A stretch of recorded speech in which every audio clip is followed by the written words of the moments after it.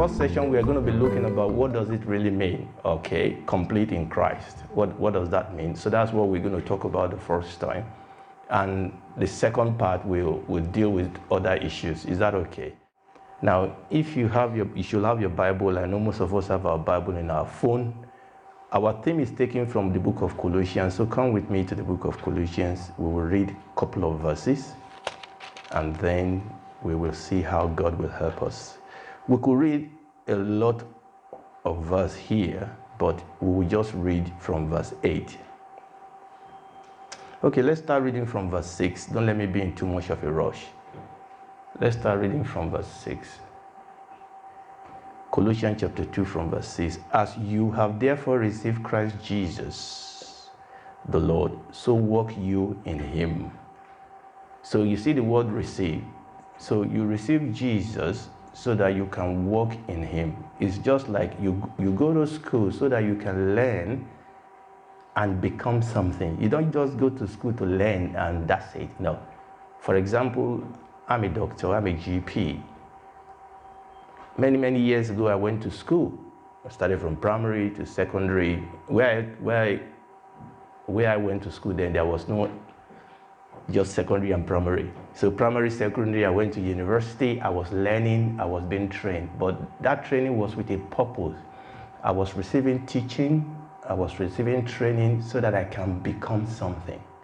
And it's the same thing with Christianity. You are not coming to church so that you can just get your mom and dad off your back, or so that you can say you've done something. You've come to church, you've come here so that you can become something.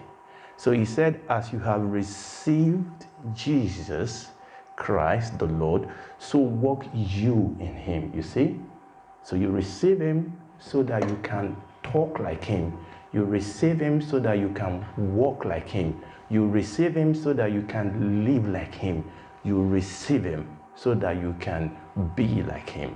The more you receive, the more, you see, this is the purpose. And that's the people we call Christians. Christians are people who look like, talk like, live like Christ.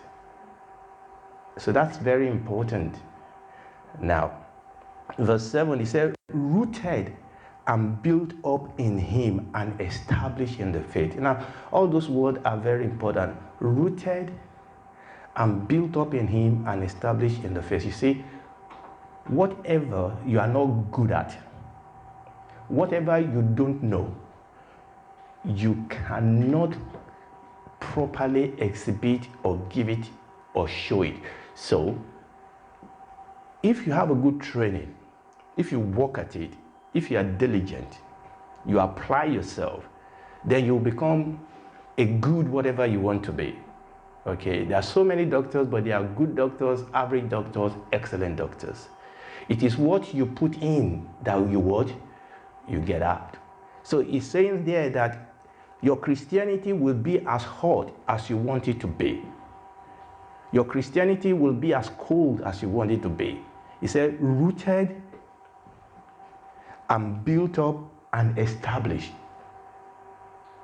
You have to ask yourself, what do I put into my Christianity? What is the value I place on my Christianity? Is it just something I do for the fun of it? Or is it something I do because it is very important to me? How real is it to me? What type of time do I devote to this? Rooted, grounded, established. Okay. In the faith, as you have been taught, abounding therein with thanksgiving. Frankly, that is not where we were going, but let's go verse 8. Beware, now this is very important. Beware lest any man spoil you through philosophy and vain deceit and tradition of men, after the rudiments of the world and not after Christ. Now that's a whole lot of English. Okay. But let's start with the word beware. You see, when we talk about being complete in Christ, which is, I want to define, so what does it mean? That is what we are dealing with. And what I'm going to do essentially is very, very, very simple. You said complete in Christ, what does it mean? What I'm going to do is look at each one of those three words up there, complete in Christ, and we will have defined it. So that's the whole idea. But before we talk about the theme, you have to understand the background. You have to understand why this becomes important. And that is where it started with us in verse 8. Beware. And by the way, understand that all your teachers and myself, we were teenagers once. We felt what you are feeling. You are in that time of life where your personality is being molded, is being formed, where your future is being molded, is being formed. But you are also at a very critical time where many forces want to influence you, both positively and what? And negatively. As a man, as a boy and as a girl. You are in that situation where you are moving from being a baby who needs to be told what to do. You are moving through that position where you are becoming mature. Now you are not already mature, believe me. But you are moving through that process. Things are changing in your body. Things are changing in your mind. Things are changing in your emotion, in your psychology. Things are changing. Listen to me. You are forming, and this is very important, you are forming your own idea and ideology of the world. You know, when you're young, you go with your parents to church because mom and dad are going to church, you follow them. But you are coming through that process where you are actually making up your mind why you need to be in church. Initially, you go to school because everybody tells you to go to school. But you are in that process now where you need to know why you need to be in school. And you need to know what is this all about. And more importantly, you are also forming your own idea about God, your own idea about life, your own idea about the world. This is the period when all that is being formed. And thank God, you don't have to navigate that alone by yourself. You have your parents, you have your schools, and you have the church. But I said thank God because unfortunately one or two of those are becoming dangerous. The schools are becoming dangerous.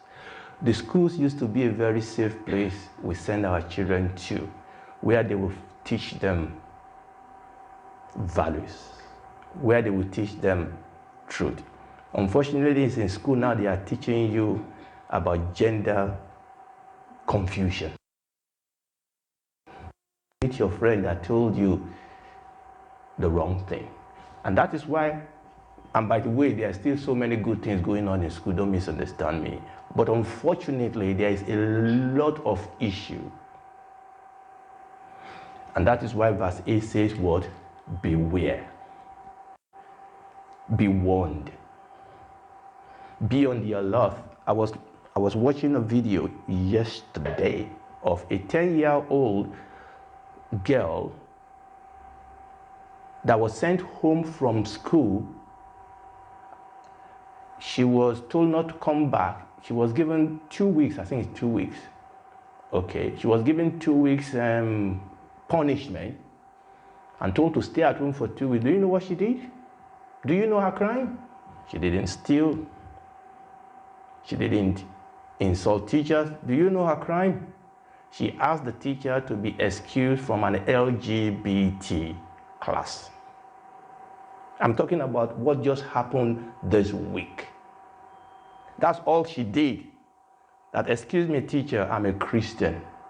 Can you please excuse me from this class? That was a crime. She was being homophobic. She was not insulting any gay people. She was not saying it is wrong. She just said, I don't want to be in that class. And for that reason, she was excommunicated for 2 weeks. Yes, you need to know that we have different people. We have different gender. We have different people that have different confusions. You need to know that. And you need to know that.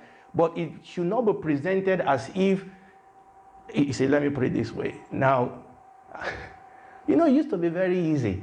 I mean, How many gender do we have here, my sister? We have boys and we have girls. Apparently, we are not sure who a boy is again. Apparently, we now don't have the capacity to say this one is a boy, this one is a girl. Apparently, and this is what the girl was saying. The girl was saying, this thing used to be very clear. We used to know who a boy is. Now you are telling me that I cannot know who I am. And this is the problem. And that is why he's saying beware. But not just gender. You will have friends that will tell you, tempt you to go places, to do things that is against the value that you've been raised with. That will want to tempt you to say, look, and it's interesting. How many of you have you ever watched any advertisement on TV where they tell you, don't buy this thing, it will kill you? No, when people advertise something, they tell you the good part of it. Nobody tells you the bad part of it. And you've never watched an advert where somebody frowns, they are always laughing. Somebody listening to it. They don't tell you, and that's what the devil does. He came to Adam and Eve and he said, eat. He said, when you eat, this will happen. He didn't tell them the other part, the pain. And let me tell you something. All those celebrities you watch on TV, number one, they are not as beautiful. Number two, they are not as tall. Number three, they are not glamorous. Hiding behind that glittering thing is a lot of deadness. Someone listening to me.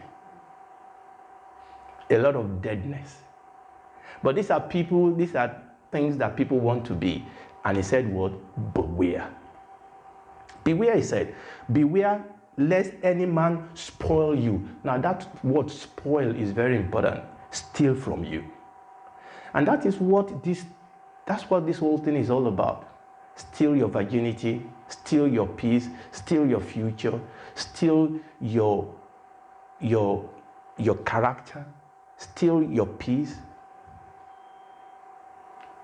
Well, they won't tell you that. They won't say that is what we are trying to steal from you. You said, what's going on? The Bible says that when the thief comes, it comes to steal, to kill, and to destroy.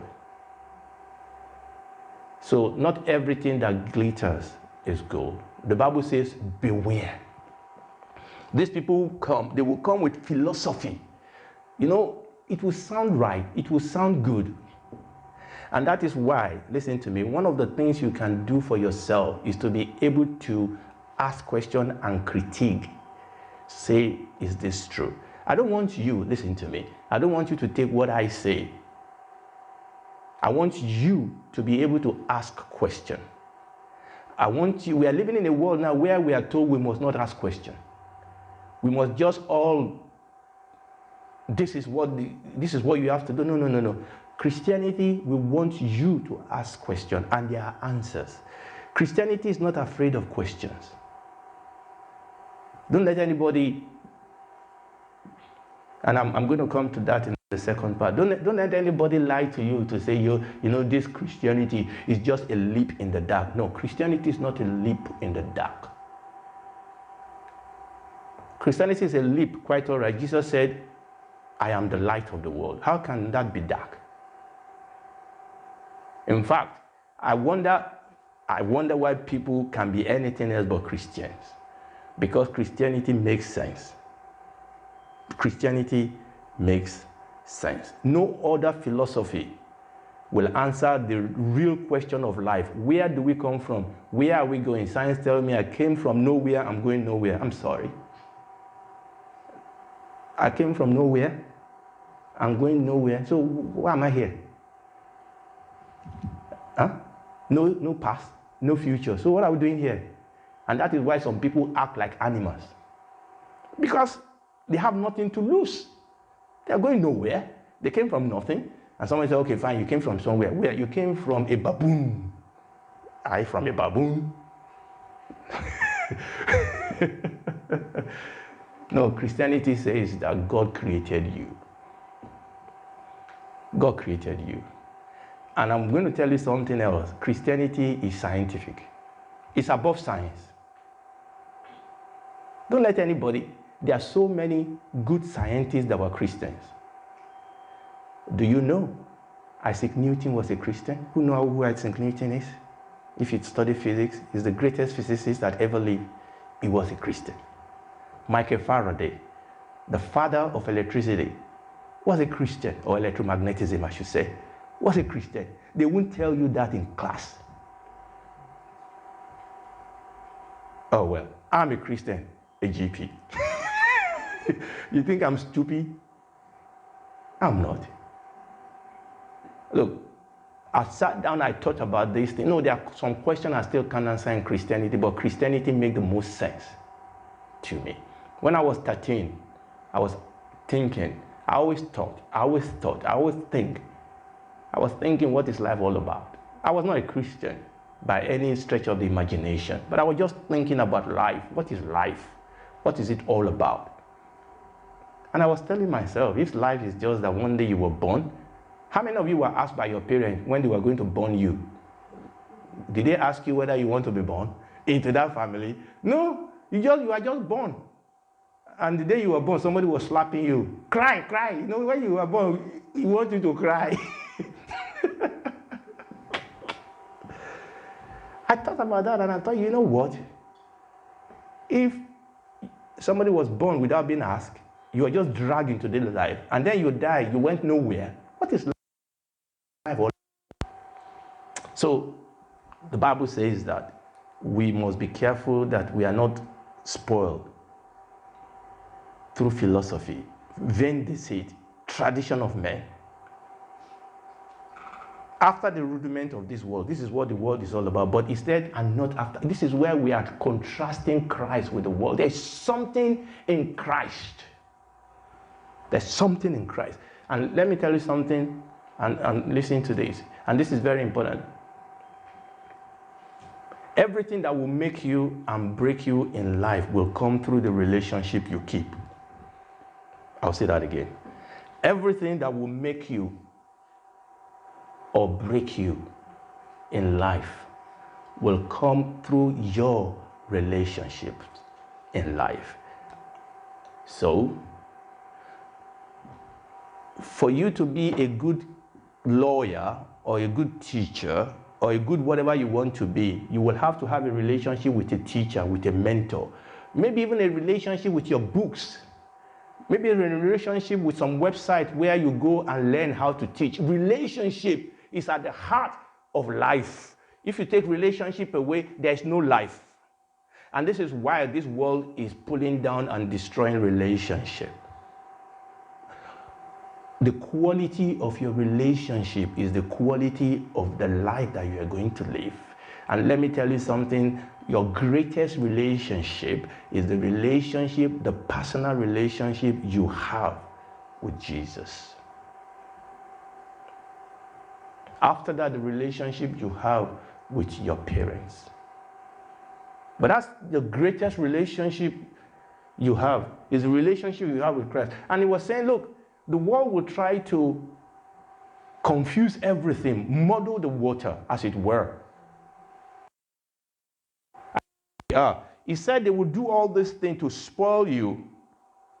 But in Christ, verse 9, but in him dwelleth all the fullness of Godhead bodily, and you are complete in him. See, this is where that comes in. It was contrasting what is in the world, and he said, look, there is an alternative in Christ. In the world, we've been talking about in the world, you have all this confusion, you have all these, harassment. He said, but in Christ, you are complete in him. Now, I want to ask you some couple of questions here. Tell me about your Bible. Because, listen, everything you will know and learn and relate with respect to Jesus Christ comes from you studying the Bible. What do you think about the Bible? Do you think it's just a book? Like any other book? We're not going to answer this question. I'm just going to throw it out there because I want you to think about it. Number 2, what does the Bible mean to you? Number 3, what exactly is the Bible? Why is the Bible the Word of God? Why do we put this book? Why do we put this book in a class of its own? What makes it to be different? Like I said, I'm not going to look into that now. Maybe some days our teachers can organize another one, and you have to invite me. What makes the Bible different? Why? Why is the Bible different from any other book? Why is the Bible the Bible? All these are the same question. The reason I went back to this is because, you see, I've been using the Bible. I don't want to take it for granted that you believe. You know, when we come to church, we believe that everybody believes the Bible is the Word of God. But I'll tell you something. This book is the Word of God. This book is not just letters. The Lord Jesus said, the word that I speak to you, they are words spirit and their life. There is power in the Word of God. This paper is actually a house. And this, you have to understand this is a paper. Now, if you throw it into the fire, it may burn. God may decide to perform miracle and not allow you to burn. The issue is not this paper. It is the power that is housed in it. Are you listening to what I'm saying? There is power in the Word of God. And the Lord Jesus said something that is very important that I want to show you.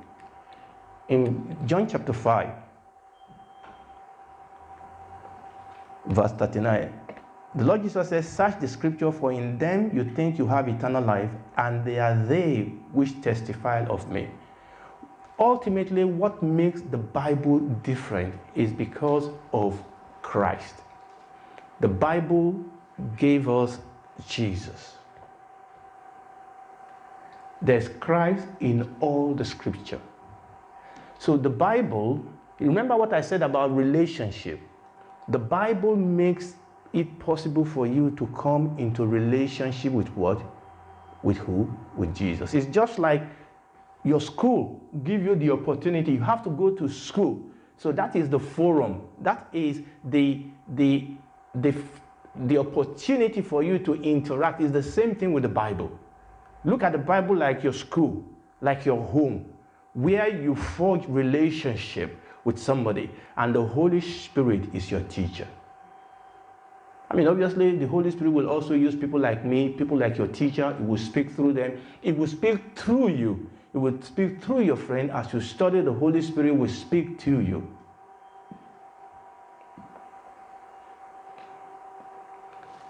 So I needed to talk about that. But let's talk about our theme, and then I will begin to round up. So let's first of all, look at the first one, the Christ. We want to just define those words in the next 5-10 minutes, and then we'll have questions. So complete in Christ. Let's talk about Christ first. You have to ask yourself, who is the Christ? You know, Matthew chapter 16, let me take my pointer. Matthew chapter 16, verse 15, Jesus said to his followers, and who do you say that I am? That is a question that every one of us will have to answer.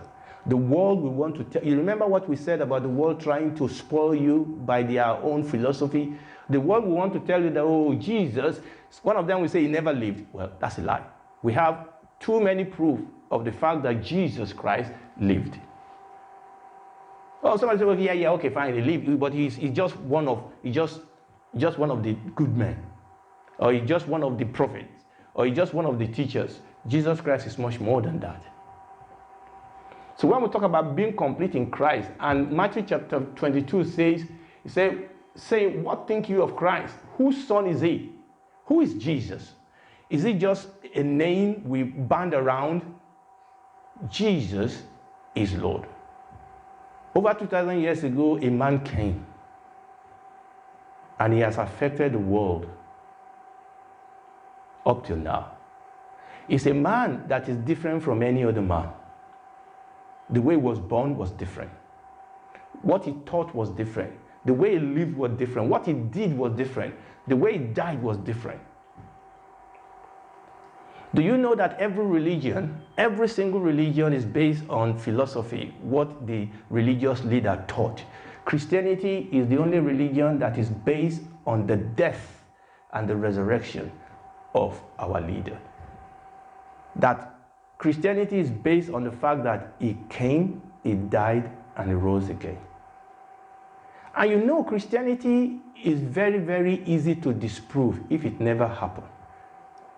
If Jesus died and never rose from the dead, it would have been the easiest thing to disprove. Just produce his body. But the grave is empty. So who is Christ? He is God. In the beginning was the Word, and the Word was with God, and the Word was God. He came. He went away. And listen to me, he is coming back again. We don't have time to go into that now, but every single thing is said. Every single thing that was written about his first coming has been fulfilled. And every single thing that was written about his life was fulfilled. Every single thing that was written about his second coming is being fulfilled.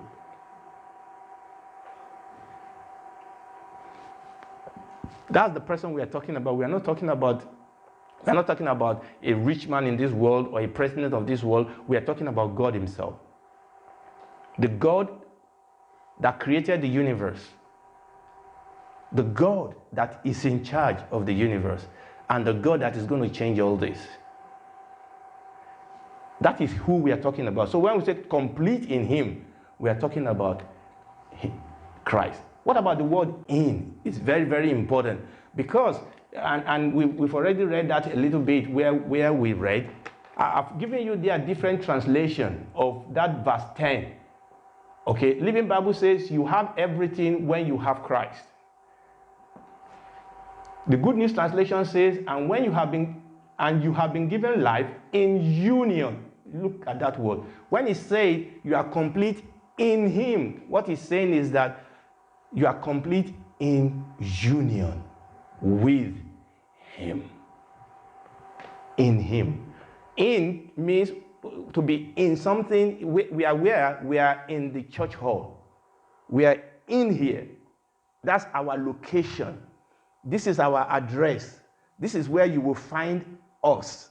This is where you will find our identity. So what he's saying is that you have to find your identity and your value in Christ. You have to live your life in union with him. It needs to be the force of your life. It needs to be the one that gives you the direction. It needs to be the one that gives you instruction. To be in Christ is to be in union with him. It is no longer I that live. It is what? Christ that lives in me. In Christ. But let's move quickly. What about complete? What does it mean to be complete? Actually, complete them talk about is looking at the difference between emptiness and what? And fullness. And we are going to kick off the second part from this. You see, this is every human being. No matter what people say, they can have, look, it's good to have all the degree in the world, but eventually every human being is empty. When it comes to the real issue of life, oh, it's good to have money, but most rich people are empty. They are lonely. One of the things you will find out as you grow older is that nothing in this world truly satisfies. Oh, you know that shoe, you want to get that shoe. Then you get the shoe, you realize that, I want to get married. Heaven or not? Okay, it's heaven. But what type of heaven? I want that degree. All those things are good. But one of the things you will find out is that absolutely nothing in this world will satisfy the deep desire of your heart. So when he talks about we are complete, what he's saying is we are full in him. It's just like this. All the riches of God, all the provision of God, all the things that really make life meaningful are really things that you cannot say. Love, peace, joy. kindness, goodness. But most importantly, salvation. Because every single human being has been separated from God. So you want to be complete, you want to be full, he said you will have to find that fullness in Christ. So I'm going to stop there.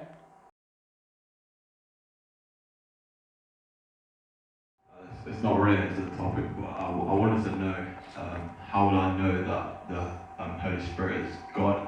Okay, how will I know that the Holy Spirit is God? So, good question. Any other question?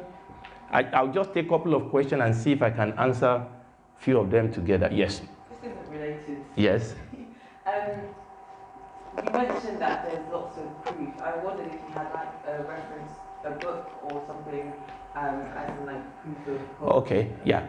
Okay, so reference books that you can, if you want, we'll talk about that. By the way, let somebody be noting the question down for me, so just in case if I forget. Any other question? Yes? Is it wrong to argue, like, if I'm in an argument, is it wrong to quote the Bible as an authority? Come again? Is it wrong to quote the Bible as an authority? As an authority. Okay, so we're in an argument. Is it right to argue in the first place? And should we use the Bible as our authority? Okay, third question. Let's take one more and then I will try and answer them together while we all... Okay, all right, so let's try and answer those three questions first and then we will go on from there. Let's start with books. There are so many books. In fact, nowadays you actually don't need books. You can go online and search out some of these things. But there's a book I will recommend to you by Joash McDowell. It's called Evidence That Demands Verdicts. Evidence that demands verdicts. And it's not just about the Bible. There is a department of Christianity we call apologetics. Now, be careful with that word, because apologetics doesn't mean that you are apologizing for your Christianity. It's talking about you are able to give proof. You know, when people ask you all these questions, you can give proof. Why? How can you prove to me that the Bible is the Word of God? How can you prove to me that Jesus... So that's what apologetics means. It's not that you are apologizing. The Bible says you should be ready to give the reason for the hope that lies in you.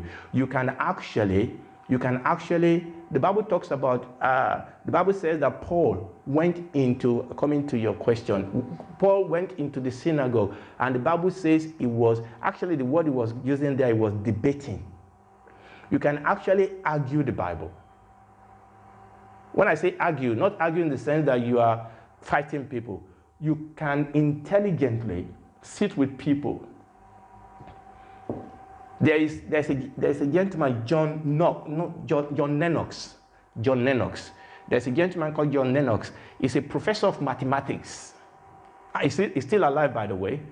Okay, and he's written quite a number of books. So John Lennox, if you put his name, if you go on YouTube, you can, he's a professor of mathematics, he's a Christian, and he will sit down and he will go into debate with people, with atheists.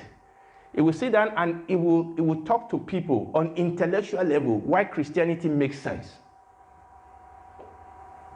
And he does a lot of that, because you have a lot of these second-rated, third-rated books that people keep churning out about against Christianity, and people shout about them, you know, the delusion of Christianity and all those things. And I read some of those things, and a lot of them are not well thought out. They are crap, really. Sorry for using the word. If you know your stuff, a lot of those things they are easily overcome. They are easily disproved. And I'm going to tell you something here. Most scientists know that their argument against Christianity does not hold water.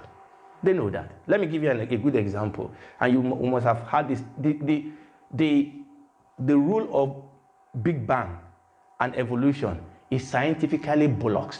I'm talking about science. Scientifically, science, I'm not talking about Bible. Scientifically, it is wrong. But that's what they'll still teach you. That we all came out of nothing. In the beginning, there was Big Bang. Where does that come from? who created the first thing that created everything. And evolution. And they are, listen to me, they are Christian, how will I put it?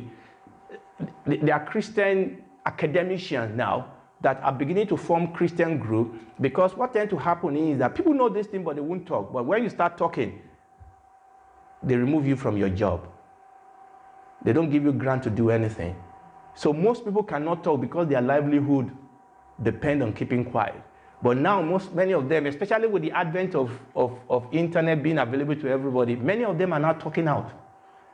The truth is, listen to me, the truth is that your religion, if I can call it that way, your faith is actually reasonable. It is above reason, but it is reasonable. You can sit down, and I've sat down and reasoned with people before. And oftentimes, what it then boils down to is, I don't believe the Bible. I don't believe the Bible. Okay, what do you believe then? Let's talk at your level. Okay, people will come to you and say, can you prove to me that God created the heavens and the earth? Okay, fine. Can you prove to me that God did not create it? Can you tell me who created it? Because they are always asking you to prove that God created. Okay. You don't believe God created it. Okay, fine. You prove to me who created it. Go on, show me the evidence.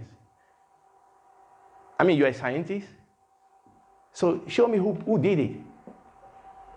So answering that question, so definitely evidence that demand that, and by the way, there are two of them. He then did another one called more evidence that demand verdicts, and there are some that have both of them together. So that's a good one.